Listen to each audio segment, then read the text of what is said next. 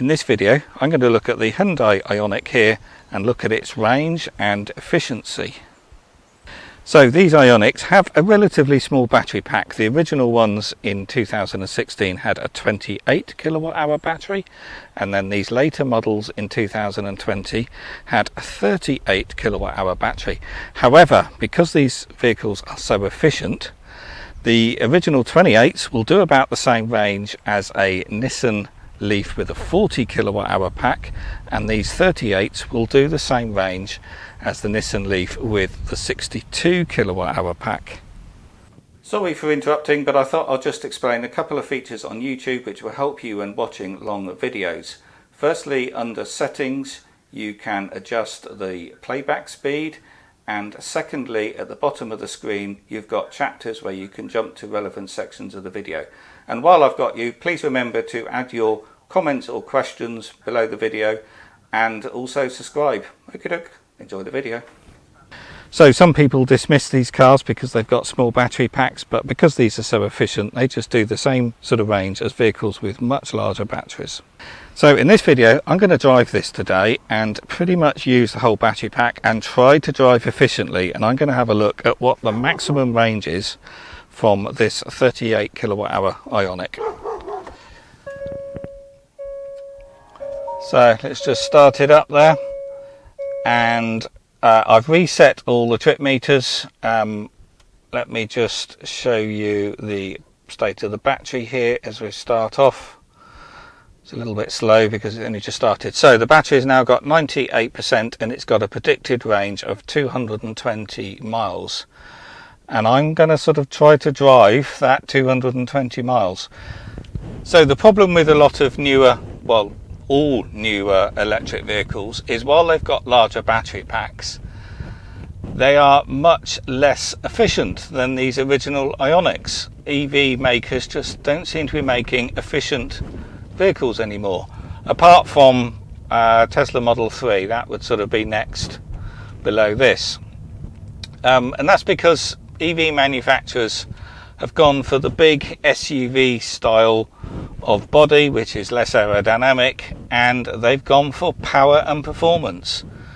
But these Ioniqs are plenty powerful enough for a family hatchback. You know, if you want a sports car, you buy a sports car.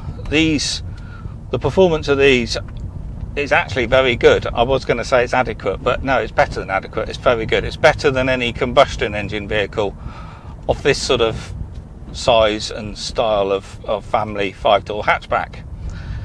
But EVs, because you have all the torque and all the power, other manufacturers have gone for that sort of complete package where you have the SUV style and you have the performance car all in one, and consequently efficiency is much less. Whereas you could have vehicles like this, it's a shame they've stopped making this now, but you could have vehicles like this with much smaller battery packs still getting the same range because they're so efficient, and a smaller battery pack therefore means a much cheaper vehicle. So in this video I'm going to drive for the next 4 hours or so, and I'm going to try to drive efficiently. I did make a video last week doing exactly that, where I drove for 2 hours driving this efficiently, and I got amazing results from it.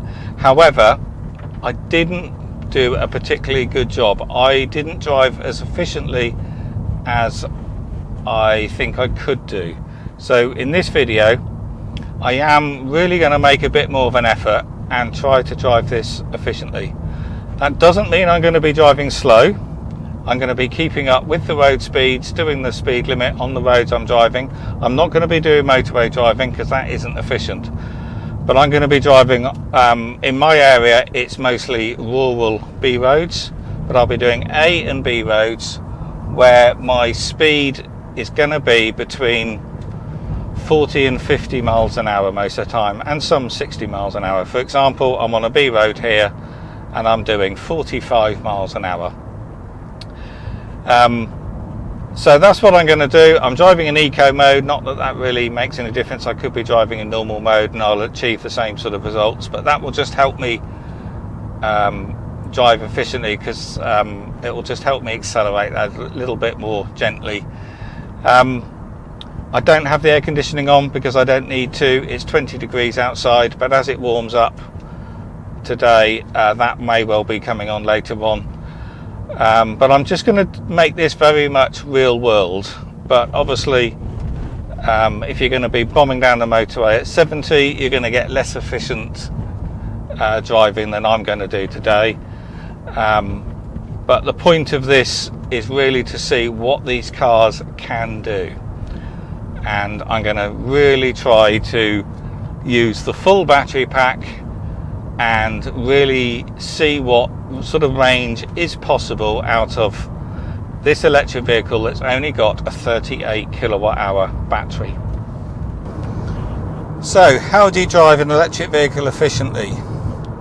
Well, it's no different to a petrol or diesel vehicle, really. It's about keeping your momentum up, not braking hard and not accelerating hard. So, as terms of braking, when you're coming into a corner with an electric vehicle, you lift off the accelerator and you want all your braking to be done by the electric motor. That is the regen braking effect. So that's capturing your kinetic energy when you're going forward and putting it back into the battery, rather than slamming on the brakes where you're wasting it into friction and heat like you would in a combustion engine vehicle. And what you really want to do is maintain a sort of speed, because every time you're slowing down, if you slow down too much, you've only got to accelerate again, and acceleration is always going to use a lot more energy. So it's about sort of reading the road ahead. When you're at junctions, if you can pull away before you've stopped, if the road is clear, then that makes a huge difference. If you don't slow too much as you enter a corner, obviously your speed's got to be appropriate, but don't slow down too much as you enter a corner, then accelerate out the corner. Do all your slowing down before the corner and go around the corner at the appropriate speed. And if you can sort of keep your momentum up and minimise your braking, you get great efficiency, and you would get exactly the same results in a combustion engine vehicle as well. So with an electric vehicle, it's about using the motor to slow you down rather than the friction brakes, and just not use all that power and torque, so accelerate gently. So on this drive, I'm going to do maximum road speeds all the time. This is a 50-mile-an-hour road and I'm doing 50 miles an hour. I'm not going to be holding up the traffic. I'm going to be doing the same speed as all the other traffic. But driving efficiently doesn't mean driving slowly. And I want to keep this real world driving. So there's no point going out and driving ridiculously slowly to show a huge range, because that's just not going to be realistic to everyone else. It's not going to be real world. So I'm going to be doing all the road speeds, like now coming into 40, so I'm going to slow down to 40. I'm not going to be holding anyone up. If people overtake, I will let you know, but I'm pretty sure no one will be. And so far, let's just see how many miles I've driven. I've driven 32 miles, and so far no one has been behind me as such. There's been cars behind, but they've been 10-15 car lengths behind. At the moment of my first 32 miles, I've been driving the maximum road speed, or the maximum the traffic will allow, and have been driving that little bit faster than the other cars around me, actually. So that's what I'm going to do. Keep this very much real world, and keep driving, which will probably end up being majority of the day today, the things I do for a YouTube video. But anyway, I'll see you later on. So I've used 23% of the battery so far, and I'm not doing so well today as I've done previously. So my average so far is 6.1 miles per kilowatt hour. If I just change what's up there on the screen, and the car says that 8% of my driving has been normal and 92% economical. So I'm not driving as well as I had done previously. So I've done 56 miles so far, and when I was making this video last week, I'd done 10 miles further at this point. So I guess last week I was doing more urban driving. This is more high-speed driving, more A roads and B roads that aren't restricted. At the moment I'm driving on a 50-mile-an-hour road. So 10 miles an hour at 20%, it's another 50 miles difference in range over the full battery pack. So yeah, my driving today isn't anywhere near as economical as it was when I was doing a similar video last week, even though I feel like I'm driving the same. But anyway, currently 6.0 miles per kilowatt hour on average. So for an electric vehicle, that's still very impressive. But for one of these, I was hoping to get it up nearer 8 miles per kilowatt hour. But anyway, I'll keep trying. I've got another 76% of the battery left. At the moment, my estimated range is 170 miles. And I'll keep driving and come back to you when I'm at about 50 or 60%. So I've been driving for some time now, and the battery is now at 50%, and it's estimating a range of 112 miles left. And looking at the dash there, I have done 123 miles and have averaged 6.6 miles per kilowatt hour. So not as good as I thought I would be getting. The other day I was driving this on a motorway and I was getting 5.3 at motorway speeds, and when I was doing my economical driving video last week, I was getting 7.4 miles per kilowatt hour. So I'm a bit disappointed getting 6.6 today, but hey, it's real world driving, and I'm driving on different sorts of roads. So I'm back on some rural B roads here, but the majority of the driving has been on sort of A roads this morning. But anyway, it's keeping it real life. So I'm going to carry on driving. I'm going to use the next 50%, well, not quite 50%, because obviously I don't want to be stranded. I'm going to see if I can time it so I can get back with around about 10% left, but we'll see how that pans out. So I've got back, and the battery is now at 7% state of charge, and it's got a predicted range of 24 miles left in that 7%, and obviously it gets more accurate the less it's got to play with. And I've been driving all day. It's been a long day today. I've been driving all around the Cotswolds, and my average consumption has been 6.9 miles per kilowatt hour. I thought I was going to get better than that, but anyway, that's still impressive for an EV. And these Ioniqs are the most efficient EV on the roads. So let's scroll through and look at some of the stats, and we'll look at the drive information. So I've driven 232.5 miles. Average 6.9 miles per kilowatt hour. Been driving for 8 hours and 19 minutes. Some of that is stopping time. That wasn't all driving, because I'm sat here now with the engine running. So that's calculating that. And I've had to record this little bit quite a few times. But anyway, roughly 8 hours of driving. Most of that was on rural A and B roads, sort of 40, 50 mile an hour. I went through a lot of villages. They tend to be 30 and quite a lot 20 now, so obviously a lot of slower driving, but keeping it all maximum speeds the traffic or the road allowed. So the majority of it, I would say, was sort of 40 to 50 mile an hour driving. But obviously your average is much lower, because there's obviously lots of corners and junctions and roadworks and those sort of 20 mile an hour limits now through the villages. So if I just scroll down here, so the car thinks that 99% of my driving was economical and 1% was normal, and 6.9. So recently I was getting 7.3, 7.4.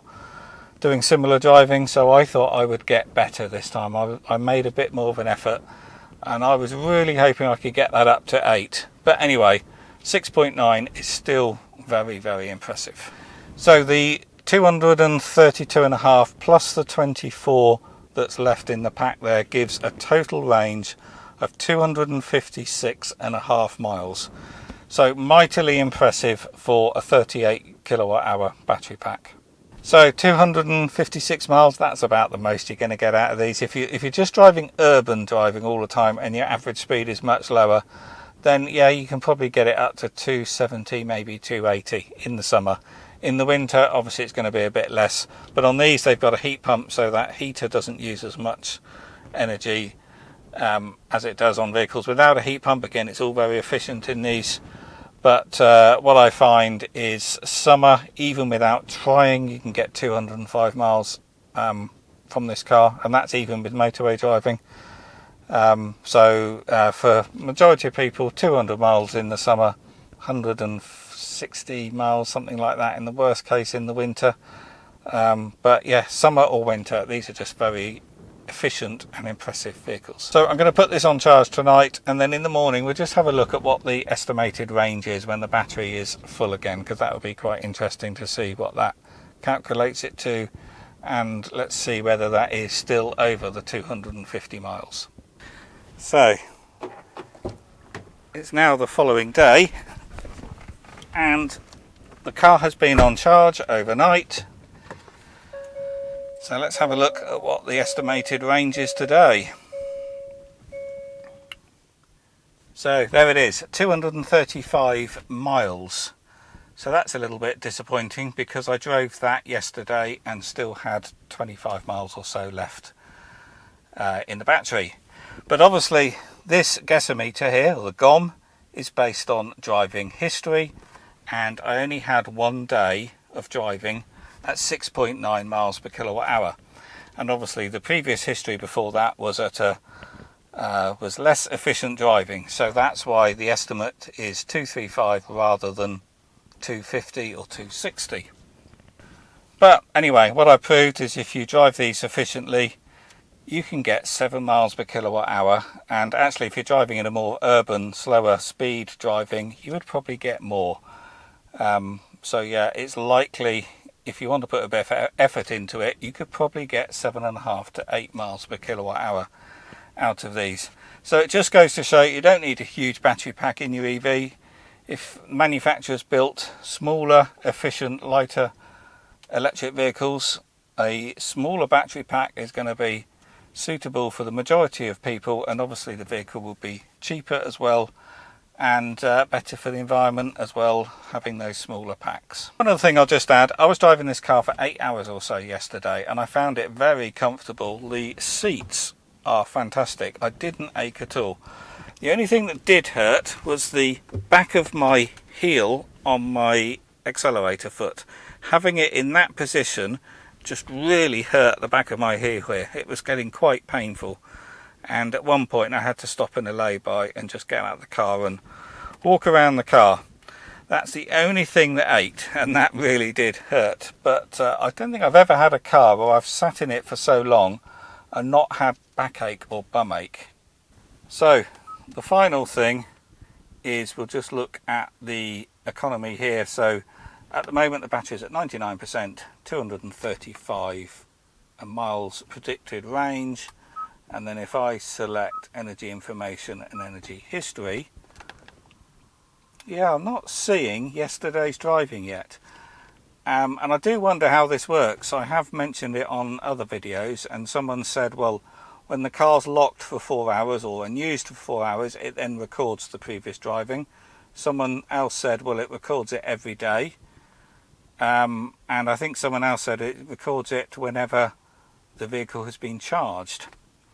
But as you can see, it's now the 23rd. So yesterday on the 22nd, I drove the 236 miles or so, and it's not registered yet.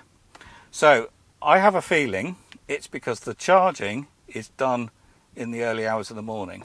So I think this isn't updated until a charge session and maybe a day, and it's because I'm doing the charging in the early hours of the morning it's screwing this up, because I haven't, obviously there's no history here past the 19th and we're now the 23rd.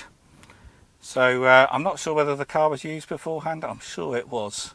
I don't use this car every day, but anyway, the 22nd isn't recorded and we're now middle of the afternoon on the 23rd and it hasn't showed yesterday's driving yet. So I think that's because the vehicle was on charge overnight.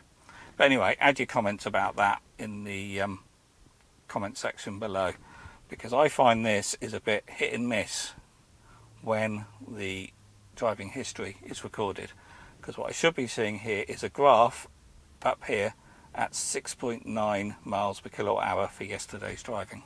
Anyway, that will do for this video. As always, if you found it interesting or useful, please do click the thumbs up button. That really does help. Also comment as well or ask any questions, that helps as well.